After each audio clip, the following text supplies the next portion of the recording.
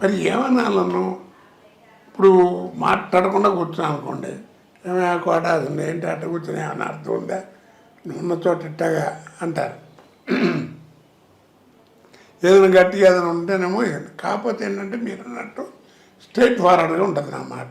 అవును, లౌక్యం లేదు, లౌక్యంగా అయితే చెప్పడం, చాటుకెళ్ళి మాట్లాడటం దరిద్రం ఉండదు నా దగ్గర. డైలాగ్ బాగా ఇప్పుడు డైలాగ్ బాగా చెప్పలేదు, రాసాయంగా ఉందని చెప్పేసి. అవును, నేను అలాంటి చాలా సందర్భాలు నేను చూశాను లొకేషన్స్లో.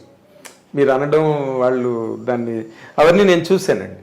బట్ వాళ్ళు కూడా పాపం కోటగారు చెప్పే ఏదో ఉంది విషయం అనుకుంటారు తప్ప, అంటే నేను పర్సనల్ క్యారెక్టర్ గురించి పెద్ద మాట్లాడినండి. అంటే 10 మంది ముందు విమర్శించడం అట్టని చేయను. అదే మామూలుగా జోకులుగా ఉంటాయి. అదే గులాబీ వచ్చినప్పుడు వర్మ కృష్ణవంశీ హాబీ రెండు తీరేయని, గులాబీ సినిమా వచ్చినప్పుడు అవన్నీ బాగా పాపులర్ ఇండస్ట్రీలో. అది చెప్తున్నా నేను, అలాగే కడిగి చెప్పించుకుంటారు.